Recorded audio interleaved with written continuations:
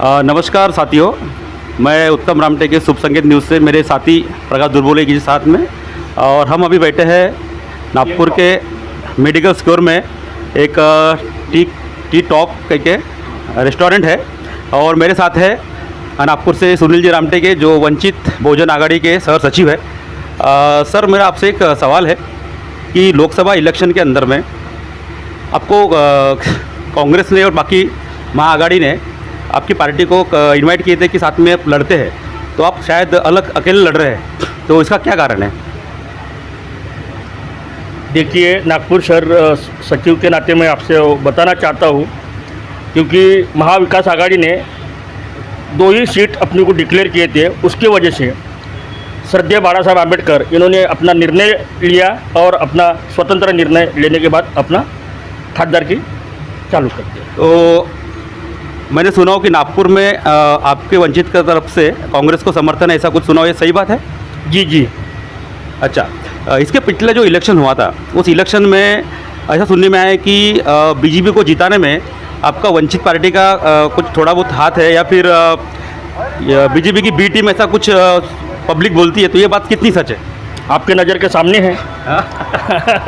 क्योंकि पिछले बार जब इलेक्शन काफ़ी जगह आपकी जो सीट थी, कहाँ पर 35,000, कहाँ पर 25,000 ऐसी, और जो महाविकास आघाड़ी के जो कुछ सीटें थी, जैसे कि राष्ट्रवादी कांग्रेस की हो या शिवसेना की हो, तो ऐसा सुनने में आया कि आप अगर खड़े नहीं होते, आपकी पार्टी के अगर उम्मीदवार खड़े ही होते, तो शायद बीजेपी सत्ता पे नहीं आती।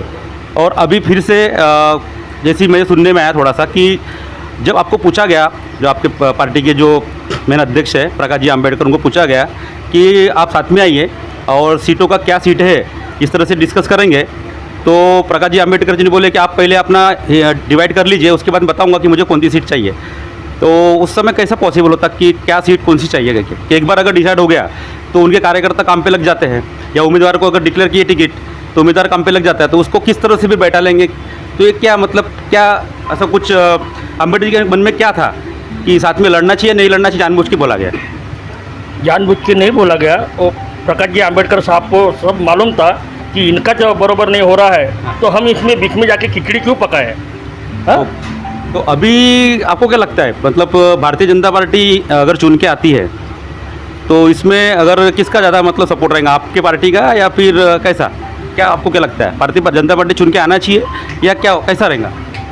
वंचित बहुजन आघाड़ी के स्टेटमेंट आप सुनते हो कि हम भारतीय जनता पार्टी के विरुद्ध ही हम सारा हम प्रचार प्रसार कर रहे हैं। आपके नज़र के सामने है, सारी दुनिया देख रही है, पूरा महाराष्ट्र देख रहा है।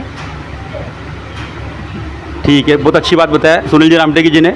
अभी रामटेक में जो लोकसभा इलेक्शंस है, उसमें आपके पार्टी के एक टिकट दिए थे, लेकिन बाद में अपर किशोर जो गजबी है वो अपक्ष लड़ रहे हैं, उनको समर्थन है। अगर सपोज उन्होंने अगर कुछ वोट ज़्यादा ले लिए और उनके वोट की वजह से अगर महाविकास आघाड़ी हारती है और बीजेपी जीतती है, तो इसका श्रेय किसको देंगे आप?